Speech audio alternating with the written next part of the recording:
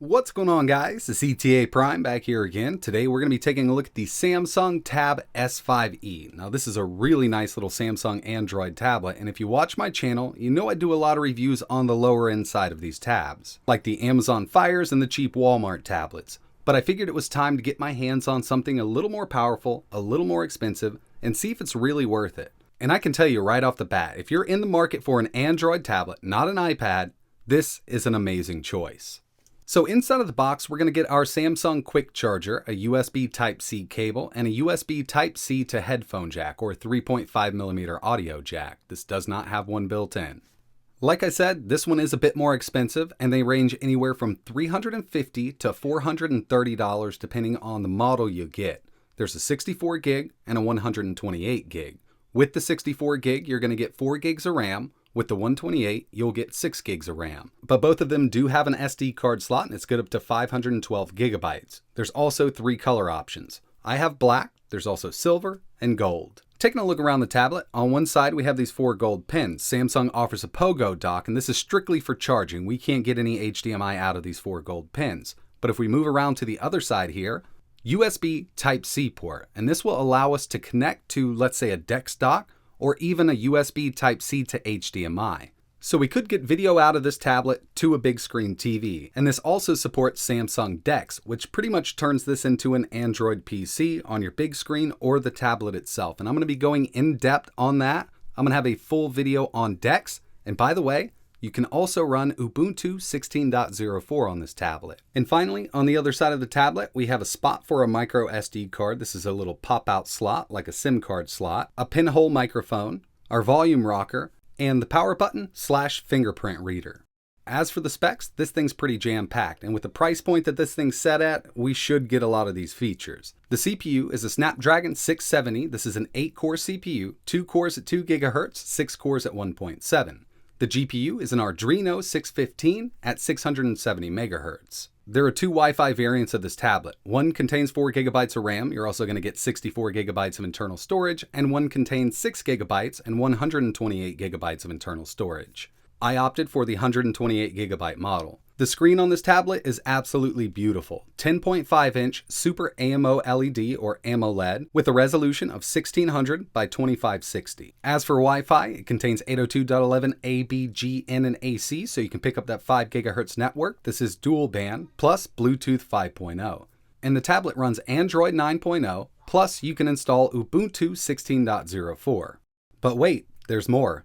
13 megapixel rear camera, this will do 4K at 30 FPS, 8 megapixel front camera, 1080p at 30, 4 speakers tuned by AKG with Dolby Atmos sound, a 7040 mAh battery, and it does contain a GPS, so you can get maps as long as you're connected to some type of Wi-Fi source or you download offline maps. So as of making this video, the price on the 64 gigabyte is $397.99 and the 128 is $429.99. There are a few things I left out of these spec sheets, so I'm going to leave the full specs in the description if you're interested in giving it a read. So in this video, I'm going to be testing out the multimedia capabilities of this tablet. I'm also going to test some native Android games, some higher end stuff like Fortnite, Pubg, and I'll get into a little bit of emulation by the end of this video. So here it is. The overall user experience has been really smooth for me. Touch response is spot on. And like I mentioned, the screen is absolutely beautiful. So the first thing I usually like to do on these tablets is run some benchmarks. So we're going to get into that first. Here we have Antutu with an overall score of 152,357. We're definitely not in Snapdragon 845 or 55 territory, but this is really good for an Android-based tablet. Next up, we have 3D Mark running Slingshot Extreme on OpenGL 1584, Vulkan 1536. Some of the highest scores I've seen from an Android tablet, and to put this into a little perspective for you, a cheap $50 Amazon Fire tablet scores around a 99 to 115 in these tests. And finally, we have Geekbench 4, single core 1627, multi-core 5470. I was hoping to see a little higher single core score out of this chip, but just like 3D Mark, these are some of the higher scores that I've seen from an Android tablet. Samsung does make a tablet that's called the S4 with a Snapdragon 835. It will be more powerful than this, but they're around $600. The final test I wanted to run here was a Wi-Fi speed test. Now this is connected to my 5 GHz home network. My network speeds are rated at 400 megabits down and 25 up, and that's connected over Ethernet. This thing's getting real close. 323 down, and 24 up, which is really good for a wireless connection. Video playback, video streaming work great on the tablet as long as you have a good connection. Here's Netflix, and unfortunately, opening it up reveals that it's the regular old version of Netflix. There's nothing special here for the big screen. It's not going to do 1440p or 4K, but it still looks great on this screen. If I'm not mistaken, this is in HD, so it's running at 1080p.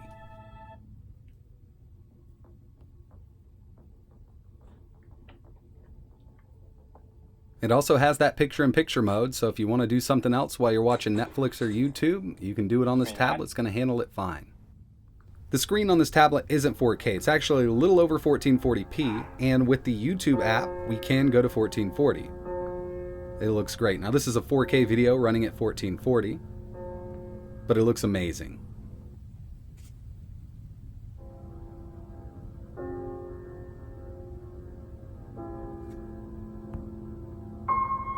So streaming from your favorite apps, YouTube, Netflix, Hulu, HBO Go, and even Kody's going to work fine on here. Native video playback also works great. I was able to play some 4K video files from the SD card with no trouble at all in Kody. I personally don't play PUBG Mobile on a regular basis, but I know a lot of people out there do. I wanted to test it out here, and it defaulted to HD with high frame rate. It's a really smooth experience on this tablet, and I'm actually able to get in a couple kills in this round.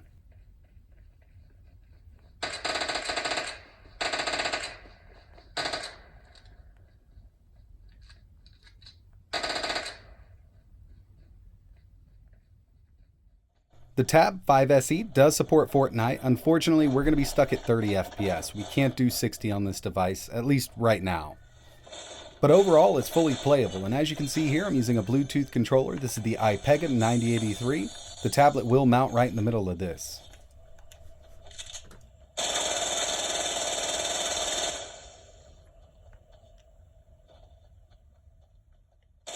And if you're not into Battle Royale or multiplayer, this will support all the Rockstar games on the Google Play Store, plus any racing game that's out. I mean, this thing handles everything that I've thrown at it really well. This is Grand Theft Auto San Andreas.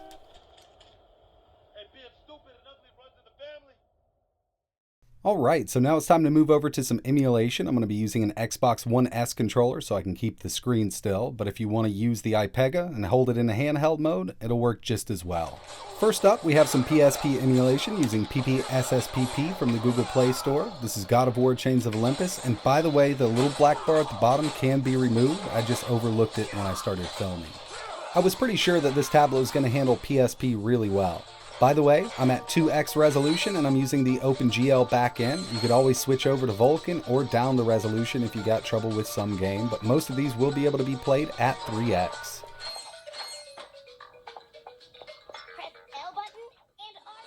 I also wanted to test some Dreamcast games. I'm using Redream from the Google Play Store and I'm upscaled to 1280 by 960.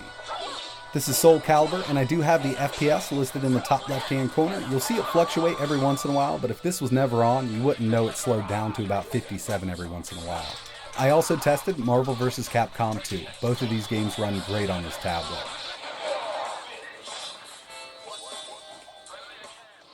And finally, for the emulation section of at least this video, we have the Dolphin emulator running GameCube games. This is Mario Kart Double Dash. We're running at full speed. Every once in a while we do notice a dip, but it's actually handling it really well. So after testing a few GameCube games on this tablet, I can tell you right now that not every game's going to run at full speed. You will have some luck with Mario Kart, Super Mario Sunshine, Soul Calibur. There are a lot of games that are going to run at full speed or really close, but I would not purchase one of these specifically for GameCube emulation. But if you did pick one of these up, just note that some games are going to run at full speed.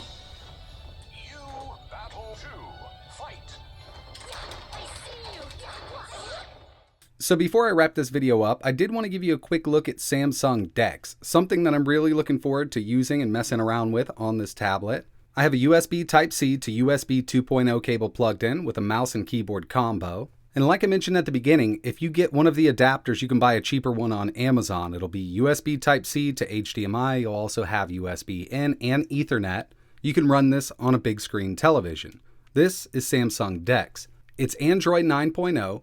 But it's set up more like a desktop operating system instead of a tablet operating system. DeX is also on the Samsung Galaxy Tab 4, the Galaxy S9, and the Galaxy S10. And from within DeX, you can actually run a full-blown Linux operating system. This is Ubuntu 16.04. This is Linux on DeX. This is a beta. But we have a full ARM version of Ubuntu that's fully functional here. I'm definitely going to be spending some time with Linux on DeX because I'm really interested in what this thing can do. Now, unfortunately, it's not going to run x86 apps because we have an ARM CPU in here, but there are a ton of Linux applications that will work on ARM, and I'm pretty sure we'll be able to use them here. So my initial impressions of the Tab 5 SE, this is hands down the best Android tablet that I've ever tested. They are a bit pricey, anywhere from $350 to $450 depending on where you buy it. I'm just going to throw that range out there because you might be able to find a little cheaper on eBay. You never know. Of course, you could always take that money and build a PC, but it's not going to be portable. You could get a laptop, but it's not going to be this thin. There's a lot of other tech out there that you could spend your money on instead of buying a tablet like this. But if you're looking for an Android tablet, I suggest taking a look at this first before anything else. If this is in your price range, this is an awesome choice. So that's pretty much it for this video, guys. I really appreciate you watching. If there's anything else you want to see running on this tablet, let me know in the comments below. I'm willing to make a couple more videos on this thing. I'm definitely going to make a Linux video because I'm really interested in running Linux on DeX. And by the way, I will leave links to Amazon and Best Buy in the description if you're interested in taking a look at these. It'd be really cool if you could hit that like button, maybe subscribe to the channel. But like always, thanks for watching.